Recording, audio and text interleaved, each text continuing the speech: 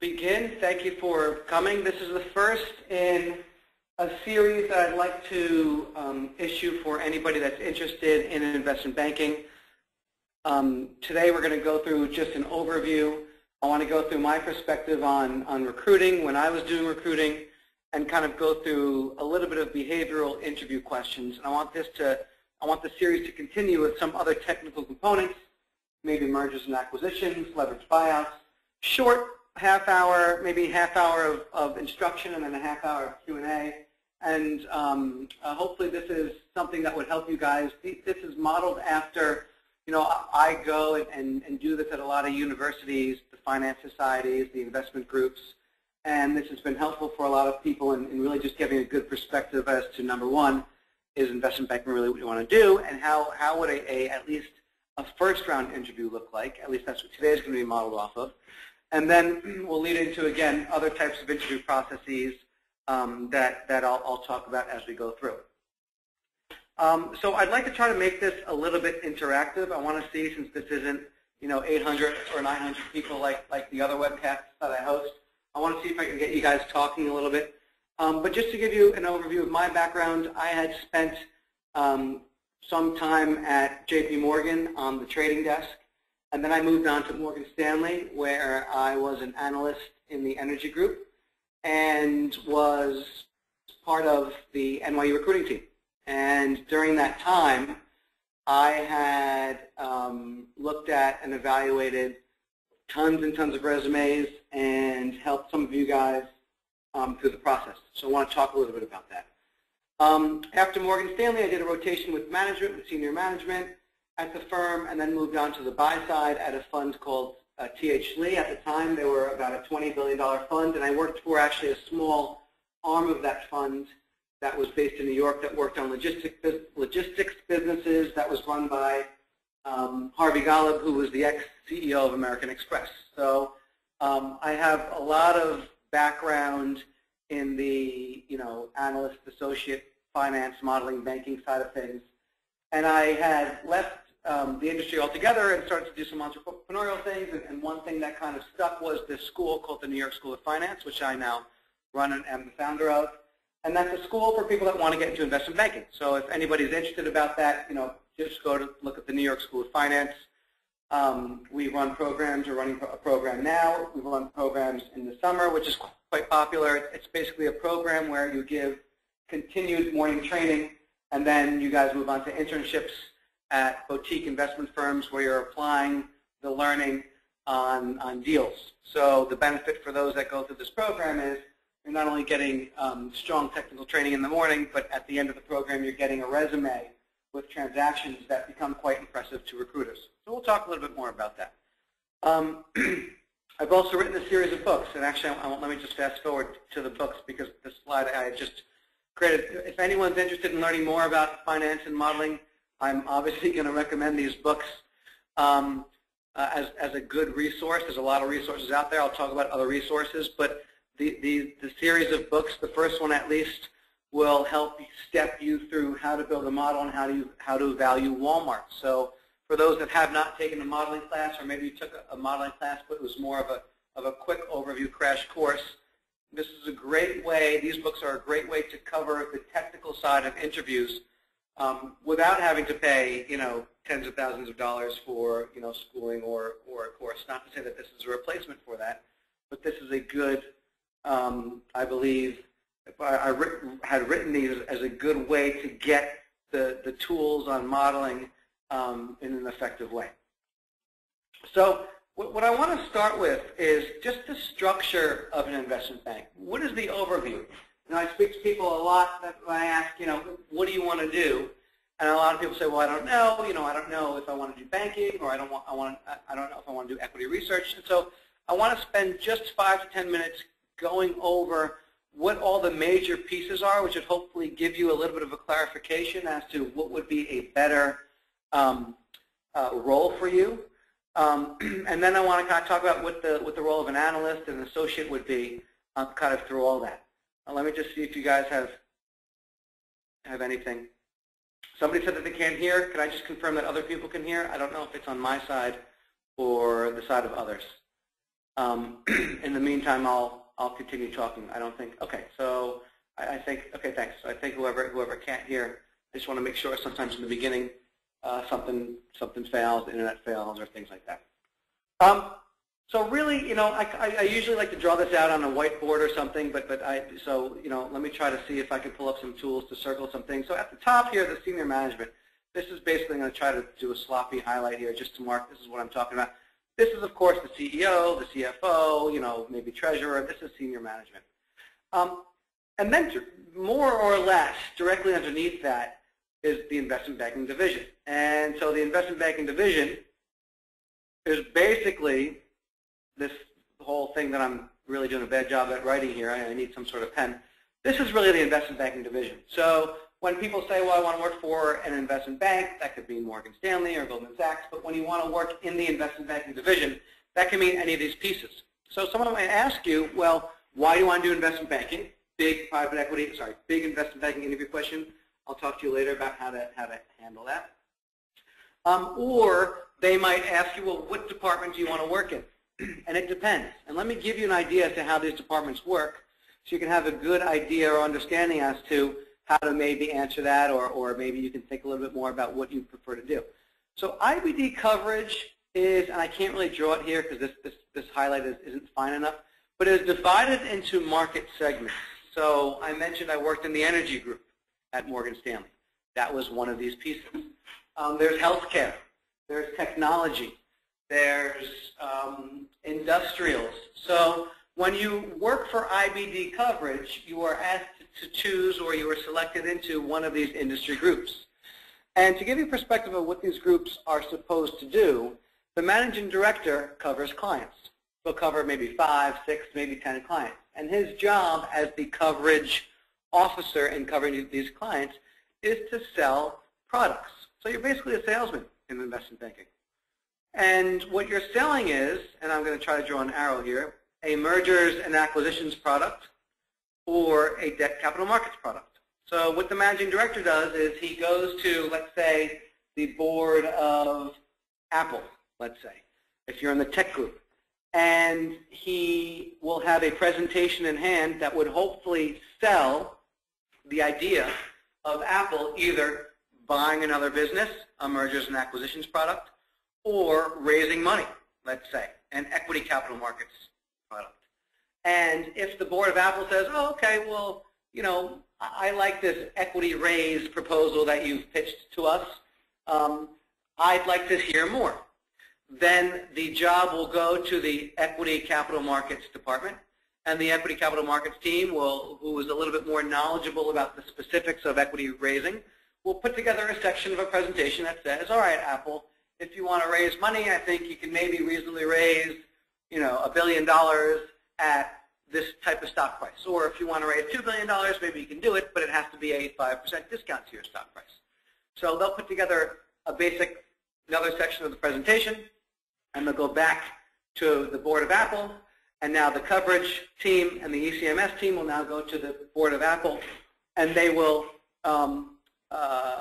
present and try to sell the business of raising equity to the Apple board. And the Apple board says, okay, this sounds good. We want to execute on this. And the process is a little bit more complicated. I'm just giving you a high-level understanding, enough so you guys, if you're looking to go into these fields, can talk about it and can pick a position.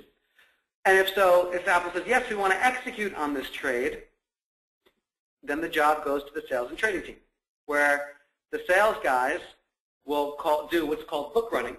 And they'll go and call a lot of investors, a lot of high net worth individuals, funds, to say, all right, well, we have this potential offering on board for Apple, and we want to see if you'd be interested in buying and how much would you be interested in buying. And they create a book. It's called running the books, right? Creating the book is to list all the investors that might be interested, what they want to pay, how much they want to buy. And you want to make sure that the book is called oversold, meaning if there's more investors interested than what might be possible, so that when it gets executed, the trading side, they will make sure that they'll be able to sell all the shares that Apple wants to issue. So the trading side of it is just literally, nowadays, it's not all the yelling and screaming that you probably think of it. It's now basically all done in computers. and it's all done very quickly. So that's the trading side. So that was an example of going to Apple and pitching an equity deal. What that means is, as an analyst in the coverage group, you're putting together a lot of pitch books. That's really what you're doing. You're putting in the presentations that talk about the company, presentations that talk about the overview of the market, what's happening in the markets. You're maybe doing a little bit of modeling, understanding what the valuation of Apple would be and things like that, but it's very much presentation oriented, kind of putting together, setting up meetings, and maybe doing some modeling and valuation analyses. Now, if this Apple coverage officer says, well, I'm not going to pitch, I don't know, how do I delete all this? I'm not going to, there we go. I'm not going to present, let me bring my marker back up. I'm not going to present an equity capital markets potential deal. I'm going to try to pitch an M&A deal. And so he'll go to Apple and he'll say, well, you know what, maybe you should buy some businesses. And if Apple says, yeah, that's a good idea, I want to try to buy some businesses, then the job will go to the M&A team, where the M&A guys will start maybe looking for some companies, hunting for some companies, trying to see if those companies are for sale, and you will also have to build a fully integrated model that determines if Apple will buy a particular target company, what would the combined financials look like? And this is where mergers and acquisitions gets quite technical, and this is where a lot of analysts really find that mergers and acquisitions is the premium place to be. And mostly because back in, maybe 15, 20 years ago, the top PE firms, a lot of them still do now, but the top PE firms and the top hedge funds would basically recruit directly out of mergers and acquisitions at the top banks, because they know that that's where the analysts do most of the modeling. So as an analyst, you're putting together models. Maybe you're doing some presentation stuff, but it's very modeling intensive. So let me just pause for a second. Does anybody have any questions on those brief pieces? Let me see where I can take this. I'm trying to open up my question box and it froze. There we go. Okay. Does anybody have any questions on these little pieces? Like I said, this discussion is typically meant to be interactive. So, as an analyst in equity capital markets, debt capital markets, there might be a little bit modeling. Again, it's very presentation oriented. In sales and trading, when you're trading, it is kind of like more computer oriented. I think a lot of people realize, and there's a stigma behind investment banking as being traditionally a lot of hours. That's true. There is definitely a lot of hours there. But to give you some perspective as to when I was recruiting, because I was part of the recruiting team at Morgan Stanley, and what we would do is we would get a book every year, which is all the resumes that you guys would drop in the Dropbox. So I think everyone is familiar with the resume drops. And I don't know, for some reason I remembered it to be 800 resumes, although that sounds like a lot, but that could be true. If there's anyone online that's gone to NYU, does that make sense, 800 resumes? And we'd all find a time, everyone on the NYU recruiting team at Morgan Stanley would find a time to sit together in an office, and we would flip through, we would page through the binder that was given to us of 800 resumes. And we basically looked for two things. One, who's had the investment banking internships before? So who's worked at Morgan Stanley, who's worked at, and you have to have gotten an offer. If you didn't get an offer, you better have a good story. So getting a junior to senior year internship can work both ways. If you have an offer, if you get the internship, you get an offer, that's awesome. If you get an internship and you didn't get an offer, you should really have a good story, and that's a difficult one to manage. Then we'd look at people that have had M&A through other channels, boutique firms, maybe a smaller private equity firm,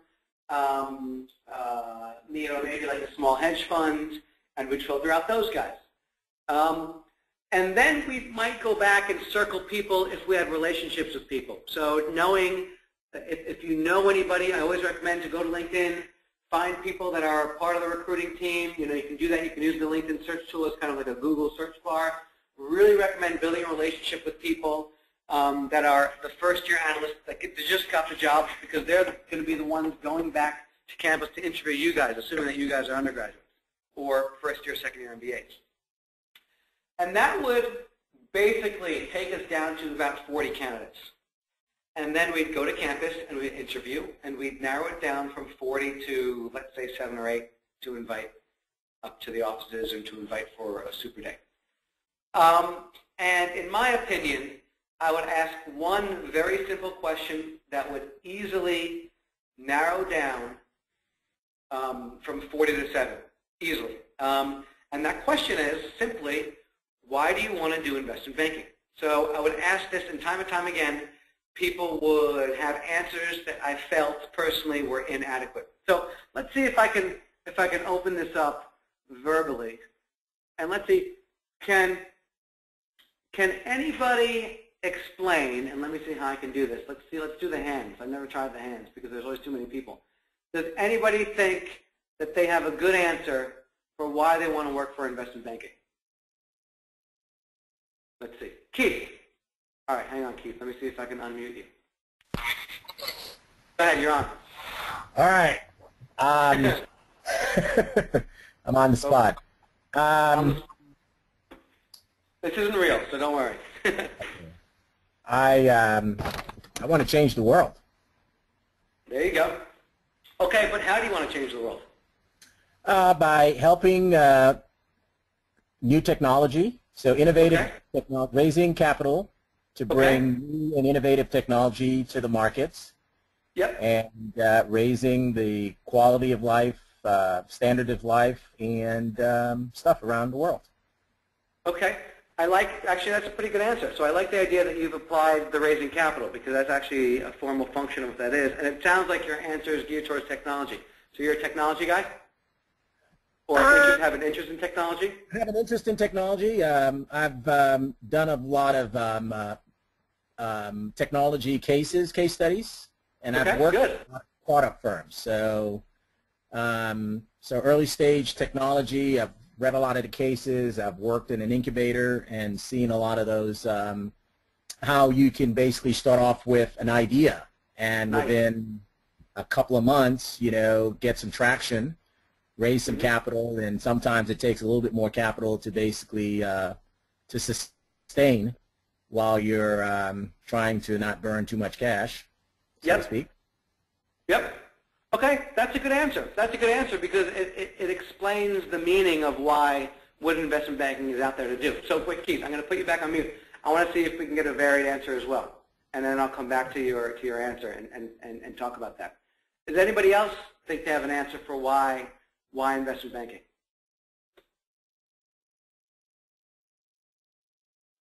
Keith is the only brave one. I didn't mute myself, did I? All right, well, and then Keith sets actually an excellent example, so that's good. Anybody else? Actually, and I like the way that worked. I want to do some more interactive things.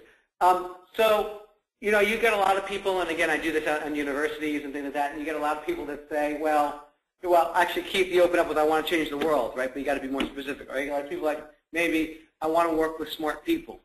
Or, I used to get a lot, because I'm I want to be challenged, right? Which I guess, okay, those are valid answers, but you can change the world by starting a nonprofit, right? You can work with smart people in equity research, right? So you really want to be careful and speak specifically to what investment banking does and why investment banking is there as a product, right? Investment banking is essentially two major things. It's mergers and acquisitions, and it's underwriting. What's the purpose of mergers and acquisitions? The purpose of mergers and acquisitions is the idea of buying and selling businesses, but for what purpose? To hopefully facilitate some sort of growth in a business, right? I gave the example of Apple. If Apple would buy another business, that would hopefully grow the entire entity. Keith made an excellent point about underwriting, right? So underwriting is the idea of raising capital. What's the point of raising capital? To help fuel growth in business. So if you have an answer around, well, I want to learn the process of mergers and acquisitions or underwriting because I want to understand the process behind driving growth, external growth in business, that's a good answer, right? That speaks specifically towards exactly why mergers and acquisitions and underwriting exists, right? Obviously it exists to make money for the firm, but really it's a sellable product because it facilitates growth for business. And if you express some interest in that, that's a good answer. And a lot of people usually don't give an answer to that detail. To further that, I strongly recommend to find a personal experience where you can attach yourself to that. So, you know, we do this in class. We have a group now, and I haven't done this with the group of our class that we have now in our winter program. But in the last program, I did this, and there was somebody that was from Singapore, and he had a family business. He worked for his father's business when he was younger, and there was a period of time where his father's business was struggling. And he always thought, well, if I understood the process behind growing his business, the process behind raising money, the process behind M&A, I maybe could have helped my father's business. That's a great story because it's personal.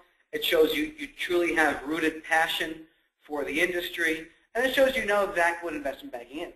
So this type of situation, when I would ask somebody, you know, why investment banking, you know, you really want to make it personal. I have some questions. Let's see what we can do. So this will be recorded. Somebody asked about the difference between equity research. Okay, good. So let's continue down. So that's IBD. Now, equity research, good point. You see I have this double line here in equity research. There's this wall, right? There's this wall of communication between equity research and the rest of the firms. And the reason why that wall exists is because there used to be speculation, so not proven, but speculation that, you know, first of all, the idea of equity research is you're writing reports. You're writing reports that should be an unbiased estimation of where you think a company's stock would be worth. Is the stock price appropriately valued? Is it overvalued? Or is it undervalued? And there was speculation that equity research reports were maybe forced to show one opinion in order to sell an investment banking business. So let's say I'm a coverage officer and I want to win Apple's business. I want Apple to raise their equity with me and not with another bank. And I would tell them, I'd say, all right, Apple, you know, if you go with us, we will make sure that the equity research that our equity research analyst produces will be favorable in your favor. And now that's morally, you know, really that shouldn't be. So there's now this communication gap where the banking team cannot communicate with equity research. So there's this wall here, and that's the reason for it, to avoid any bias amongst the equity research reporting. So really, as an analyst in equity research, the benefits are you're not working a lot of hours, or well, you're working 9 to 5. You're not working 100 hours. You're writing research reports which are based on modeling and valuation. So you're working with models. You're doing valuation.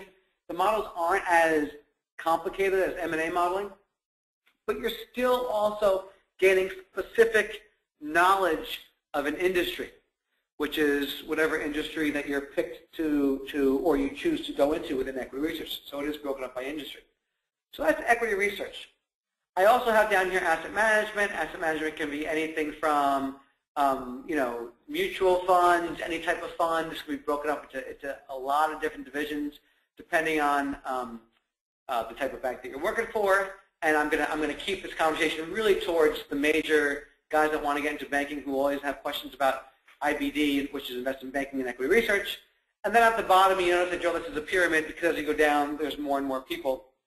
Is the brokerage, and the brokerage is just, you know, cold calling, more or less trying to get money into the firm, right? Whether it's a commercial bank, if there's a commercial bank component, getting money in as deposits, or a private bank getting high net worth individuals in. That's the brokerage. Any questions on the investment banking structure before I move on to the next topic? Let me. Okay. I think that there were some questions. I believe I just answered. About what the Chinese wall is. That's that wall I was just talking about. That's the Chinese wall. The wall within equity research, the communication, and then the model. Oh, okay. So Alexander, I assumed you said what's the difference between equity research And M&A, you mean specifically the modeling. The modeling in equity research tends to be a little bit more basic.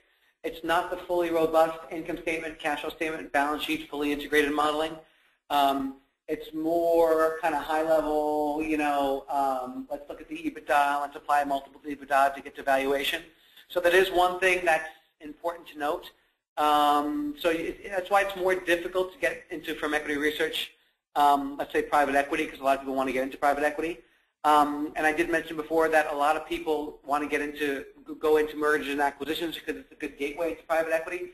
Another thing to note, though, is there are some IBD coverage groups that do their own M&A. So a very smart question to ask. I'm going to go into next the structure of an interview. A very smart question to ask is, do you do your own M&A in-house, or is the M&A passed on to the actual M&A team? So when I was in the energy group, for example, because energy has a specific way of modeling, a few little tweaks, and because of relationships, the energy coverage group would do their own M&A. And that's a great place to be for an analyst because you get to see both sides. You get to see the coverage pitching side, and you do get to see the modeling side. So it's important when you're at a stage where you're about to be given an offer, and people ask, well, what group do you want to be in? There's a strategy there because everybody chooses M&A. So if you say I want to do M&A, that might not help you if everybody else wants to go into M&A. But if you said something a little bit more unique like energy, knowing that you're going to get M&A exposure in energy anyway, that might be a smarter strategy. So let me see what kind of question we have here.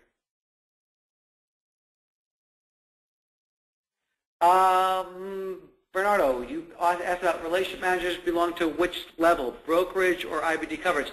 Those are two different types of relationship managers, and that's a difficult thing. You have relationship managers on the brokerage side that hold relationships with people that have money invested in the firm, and then there are obviously IBD coverage relationship managers too. So just like there's analysts in every department of the firm, there's associates in every department of the firm, there's relationship managers in every department of the firm. I want to move on to one other kind of comment here. A lot of people have questions on buy side versus sell side. What's a buy-side firm versus a sell-side firm? A sell-side firm is a firm that sells a product, so an investment bank. So, any on the left, top tier, mid-tier, they sell a service, even boutique firms. They do advisory, right? And so really the point is you are basically a middleman, right? Any investment bank matches buyers and sellers of funds or products. That's the sell side. The buy side, the difference in the buy side is the buy side actually has the money. So if you think about a private equity firm, you're not only going through the analysis of should this company be a good investment, but then you go through the process of actually buying the company, owning it, holding it, trying to make sure it's profitable, and then selling it for a profit. So basically, in short, the buy side, a buy side firm is a fund, has the money, it's their money. When I say their money, it's money, it's investors, it's money from investors, but it's their responsibility to invest in and manage the investments, whereas on the sell side, you're really selling a product or a service. Now, that's not to be confused for those that maybe are kind of working right now, that are working on M&A deals. There's a buy side and a sell side of an M&A deal. So a lot of people get confused about buy side versus sell side in those two areas. If you're working on an M&A deal always has an acquirer, which is, let's say, Apple in that example I gave you, and an M&A deal always has the target company, which is the company that might be bought. And there's always a banking relationship on either side. So you can be a sell-side investment bank like Credit Suisse representing Apple. Apple's the acquirer, so you are working at the buy side of the deal, even though you're on a sell-side bank. You can be a Citigroup working for the target company of Apple. Now you're working on the sell side of the deal because you're working for the company that's being sold. So that's buy side versus sell side. You get a lot of questions on that. Okay, I have another question. Other groups that typically have in-house M&A besides energy? Brendan, great question. Tech often does their own M&A. It's different at every firm. Healthcare. Any group that might have a type of modeling that's a little bit different than the norm. So healthcare, tech would do it. FIG. FIG is the financial insurance company. It's the banking of banks. They often do internal M&A. And then, it varies from bank to bank, so that's why this is a good question to ask. I'm going to go through briefly, and this is also just a roadmap for what my next web series discussions will be about. But 4 major sections of what you'd expect in a first round and subsequent interviews. And, Wilson, yes, real estate. Real estate is also another one. Real estate is a completely different division. They'll have their own M&A as well. But it's a good question to ask. At the end of an interview where a lot of people ask, well, do you have any questions for me? That's important. I didn't realize that when I was interviewing for jobs. I didn't realize how important that was. But then once I was on the other side of the fence, I started to realize how important it is to ask good questions. So, okay. A typical first-round interview, and again, I'm just going to brief this, and then I want to spend, 30 minutes to an hour over the next, I'm going to do this maybe every few weeks to drill into each of these and beyond. So first, you always get a behavioral, whether it's formal or informal. And one thing I want to mention is, and one thing that I learned, and I wish I knew this before, is, when thinking about the way I talked about having a binder and flipping through all the resumes, these guys, a lot of times, when they come to interview on campus or when you're doing a first-round interview, some of these guys have never interviewed before, and you can take advantage of that. So there are good interviewers, and there are not so good interviewers. And good interviewers might come prepared with questions and technical questions and give you all this hard, a lot of people say, well, sometimes you'll walk in and there'll be an MD holding up the paper, and you're supposed to be assertive, which I think is ridiculous, but sometimes they do that. But typically, 9 times out of 10, they're going to get into the tell me about yourself. Right? Tell me about yourself. So this is tricky because you should become prepared with a story that starts from, kind of the history of you, but it should all point to investment banking. So, for example, let's see, is there anybody online that I can embarrass? Is there? Let me just see. Let's make this interactive. Is there anybody online that can answer? If I say, tell me about yourself, how can someone answer that? I think this would be a good example. How about Wilson? Wilson, can I put you on the spot? We've done this together in class. Raise your hand if you can. Putting poor Wilson on the spot. Can anybody maybe? It would be good if we had an example. All right, thanks, Wilson. Wilson, hope everything's well. Yeah, actually my name is Wilson. I've been interested in the investment banking since I was young. I try to help my parent business when they do the margin and variation, and I was able to give the advice for my parents. And I went to one of the university in New York, and I went to one of the investment banking internship, and I get used to develop the financial modeling skill, and I want to gain more exposure about the investment banking. So I'm trying to apply for an investment bank. Okay, Wilson, that was a semi-good example. So I'm going to give you some feedback on that. Yeah. Well, you didn't say where you were from. So you want to say where you're from. So my name is Wilson. This is where I'm from. And the key to tell me about yourself, just for everyone else that's listening, and Wilson, thank you for that. And then there's somebody else I want to give another chance as well, is pivotal points in your history that point towards wanting to do investment banking. So Wilson did that part well. You still could work on it, but Wilson mentioned when he was young.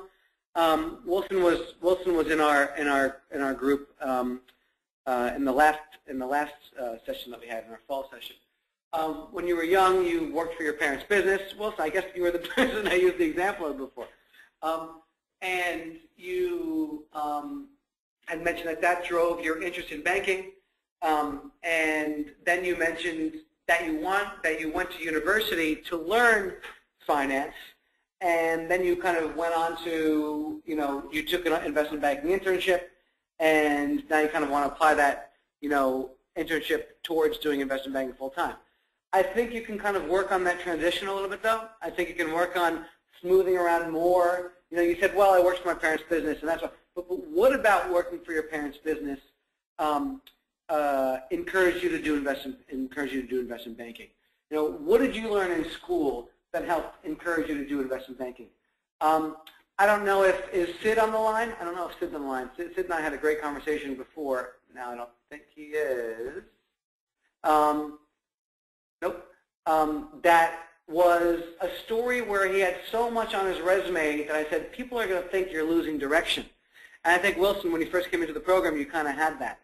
And it's more streamlining it to, I want the impression that you were kind of born since you were young to get into banking. And that impression counts. Okay, there's somebody else. I want to see if, is it Sainara? Hello? Is it Sainara? Okay, maybe we have a connection issue with her. I'm going to take your hand down, raise it again if you want to try it again. And then there's John. How about John?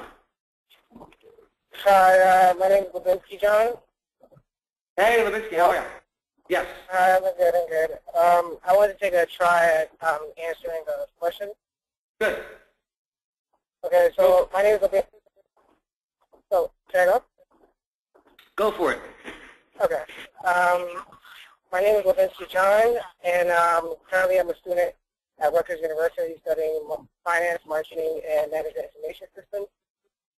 Before going to finance, I was an engineer at NJIT, and I decided to go into finance after working with a startup engineering company, and trying to help them raise capital. And I really got a chance to really see how CEOs and different people in the finance department deal with investors and potential investors. And from there, I decided that I really wanted to learn more about the investment banking and underwriting, in particular underwriting part of investment banking. You know what? I actually think that's a great answer. I think it's a great story. I get it. You summarized it. The one thing, well, you obviously introduced yourself. You mentioned being an engineering major, and typically I would see engineering and say, okay, well, you don't want to do banking, but you explained right away how engineering is applicable to banking from your perspective, because you mentioned kind of focusing on startup companies and focusing on challenges with underwriting, and then you translated underwriting into a piece of banking, and that's why you wanted to learn banking. I would just further that just to say, what would you want to do with banking? And you might have mentioned that. I don't know, the phone was kind of blurry, so I would further that to say, and so that led me to the realization that underwriting and mergers and acquisitions is a process that I need to know if I really want to have a career in, starting businesses, running businesses. To just further that to the next step. Give me perspective as to where you think that's going to take you and why I should hire you. But that's good. That was articulate and put together, and it sounds like you gave that some thought, John, Levinsky, John. So that's kind of the idea. I wish I got some bad answers. I got a couple of pretty good answers. Sometimes guys go on and on and on. A lot of times guys just tell your whole life story. Somebody asked me the question, how much time should you control? I control about a minute to tell me about yourself. And I realized, I just wrote this quickly this morning, yourself should be one word. But another thing to note is that tell me about yourself is very different than walk me through your resume. So a lot of people get confused. Tell me about yourself is from history up to present, key pivotal pieces that lead me to believe that investment banking was always what you wanted to do, and you're not jumping around and things like that. Walk me through your resume is, from the most current experience down to the past. So, a typical story, if I take John, and John's story was so important again because he wasn't the commonplace finance major. So John's story as well, and then I was here, worked for some startup companies, and now I want to do banking. Now I say, well, walk me through your resume. And then John said, well, in my last experience, I worked for such and such startup company where my role was this and this and this. And so you're kind of slowly now stepping back in more detail your most recent experience. So if John's at Rutgers, so presumably John is shooting for an investment banking internship. If he gets an investment banking internship, we probably have more kind of a more fruitful discussion, and he'd add that to his story. And so the walk with your resume would be, well, I recently had an investment banking internship where I was building models, doing valuations. I recently completed this transaction, which is a potential equity raise for this and this company. And typically, that leads itself into technical questioning, or technical questioning on the transactions, technical questioning on the work that you've done. So, tell me about yourself is usually the first thing that comes, whether it's planned or prepared, or whether you're just walking into the office to start the interview. They're going to expect you to introduce yourself, and you should come with a 30-second pitch. And you know what? That also kind of works as an icebreaker, because a lot of times you get nervous, and if you have this 30-second pitch prepared, you walk into you're rattling off this pitch, which is presenting yourself well, and that's kind of at least setting the tone. One thing to note that I forgot to mention, the tell me about yourself, which both Wilson and Levinsky John had mentioned very well, should have in there why you want to do banking, and you guys have done that. They might ask you that flat out again, right? They might say, okay, well, tell me about yourself, and then you go through your whole story, and they say, okay, so why do you want to do banking? They want to make sure that you're, and they'll maybe kind of challenge you on that, right? Well, why not? If you say like an answer that I mentioned before is maybe not the greatest answer, like, well, I want to work with smart people. Well, then why don't you do equity research, or why don't you work for a nonprofit? So you need to have a good, solid reason for why banking, right? Then they'll go into walk with your resume, and then they'll go into technical interview questions.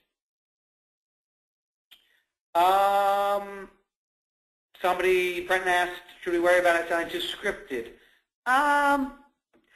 This reminds me just off the cuff. I remember interviewing somebody that came, he had his story written in a notebook, and he was reading out of his notebook, which I thought was the weirdest thing ever.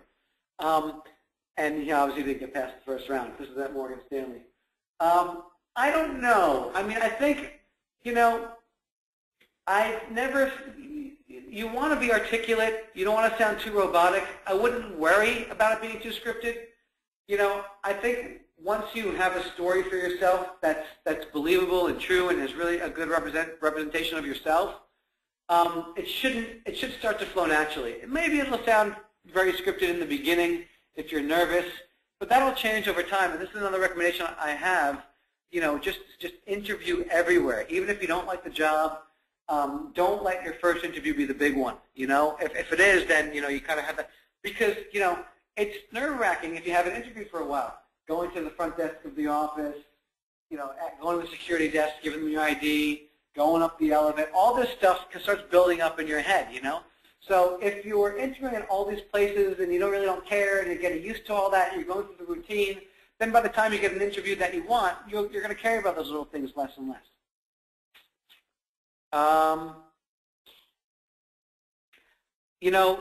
Joseph asked a good question.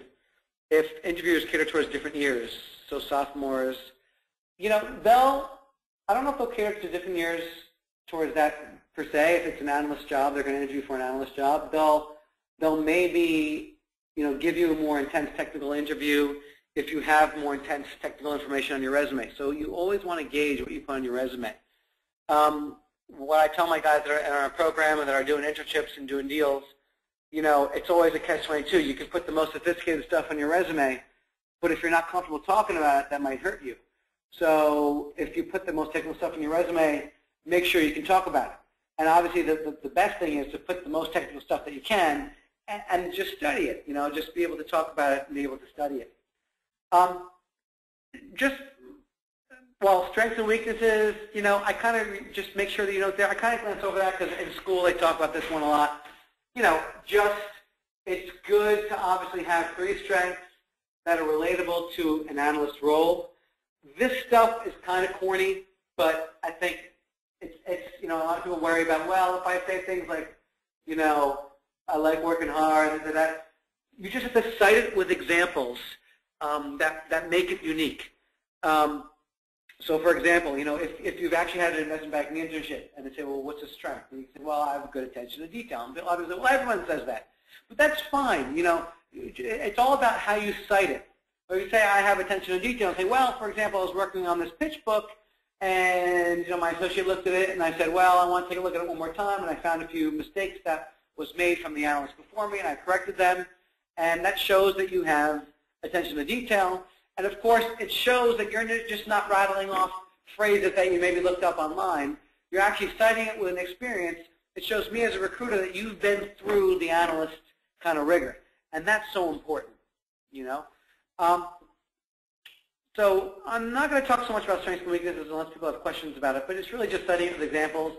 And ideally, what would set you apart is if you cite it with examples of actually being on the job that shows me that you know how to be an analyst, you know what the ups and downs of an analyst are like, as opposed to people citing maybe case competitions and things like that.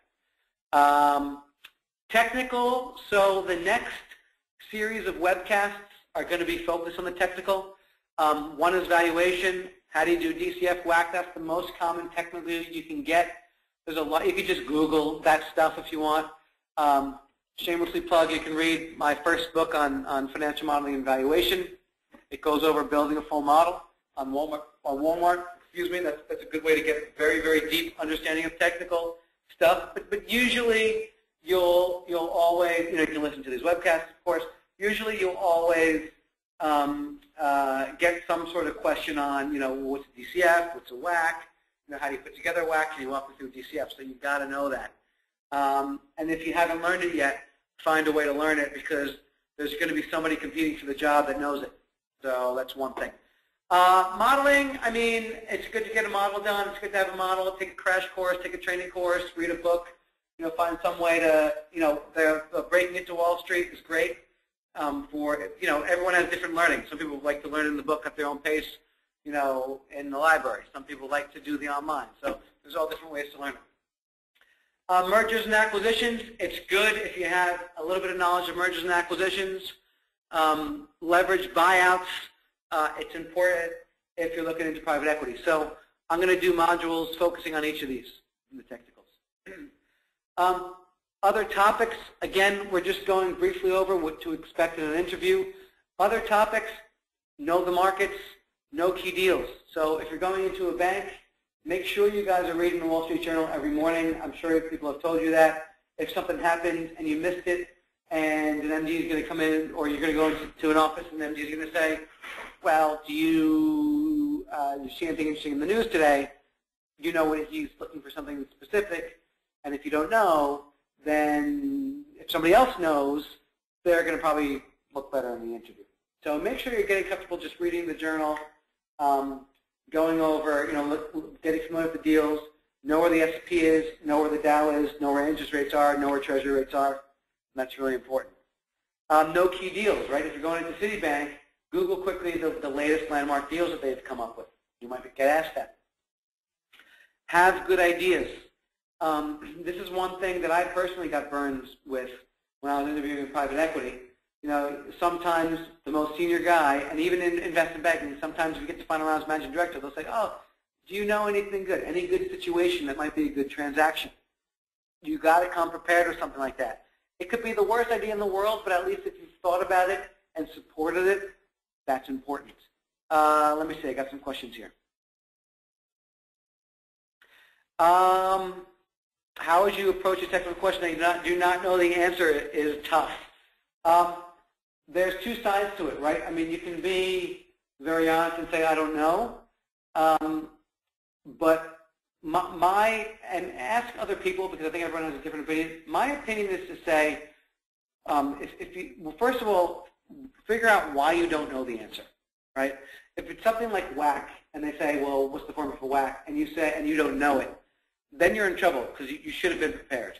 If they ask you like some sort of guesstimate question that sounds really complicated, and maybe it's based on some sort of commodity price and you don't know the commodity price, then you have to do your best to talk through what the answer is. A lot of questions they ask that they know no one's going to get the answer, but they want to see how you react to it.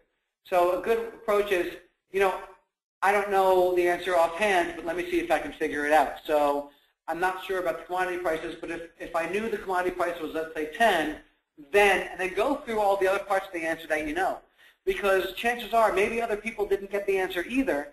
And if you've talked through it with structure, then, you know, you're presenting yourself better.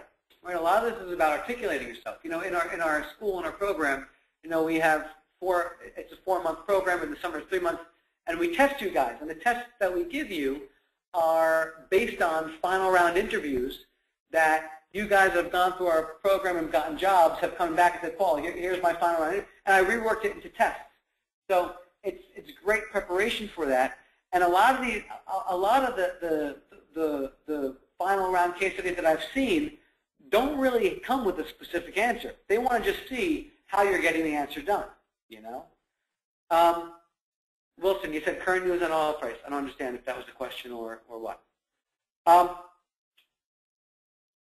Okay. Finally, asking good questions. Again, even I didn't realize till after the fact how important that is. You want to come up with good questions that show you're really interested. You want to understand, good questions surround understanding the structure of the banks. You want to be careful about how you ask these questions. You don't want to ask these questions as if you don't know, but you want to ask them as if you really want to understand the uniqueness of a particular group. So, for example, you know, maybe a not so great answer is, you know, what does an analyst do on a daily basis? A better version of that is, I understand that, you know, an analyst's role is putting together pitch books, building models, comps, setting up conference calls. How much modeling will I be doing versus the conference calls versus setting up? That shows that you're basically, they don't care about the question that you ask so they can provide you with an informative answer.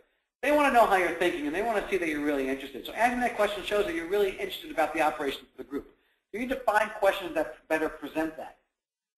And you also want to be careful about asking the way you ask that question as an example, because you don't want to come across and say, well, you don't want to do anything else but modeling. So you want to be careful. You know, what type of, do I get integration, or do I get to integrate with the sales and trading team and the equity capital markets team and the M&A team, right? That's another great question. You know, would I be able to rotate into other groups? That's another great question. So these are all questions that show you're really interested in terms of the long-term goal.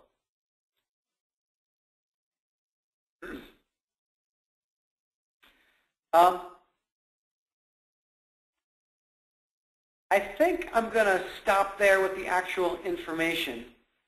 Does anybody have questions? And so it's these pieces that I'm going to break down further in the next portions of the series. One note, you know, guys, stay connected. Feel free to reach out to me on LinkedIn. If you're not on Twitter, I know a lot of you guys don't have a Twitter account. I hated Twitter until I set one up last year, and I realized it's just the easiest way to send out things and comments that isn't annoying, you know. And for me, it was really quick. I just did set up. I used my Gmail account and I set it up, and it was really easy, and it was quite invasive. But that's where, you know, I post these webcast announcements. I also post some lectures from our class every once in a while, so you can kind of learn something and kind of peek into what we're doing. And then just historically, and that stuff, the problem with Twitter is that stuff doesn't stay up forever. So I'm trying to keep an archive on YouTube of a lot of the past webcasts, video tutorials. I have an LBO one that's up there that you should watch. And feel free to connect with me on LinkedIn. Again, take a look at the books if interested.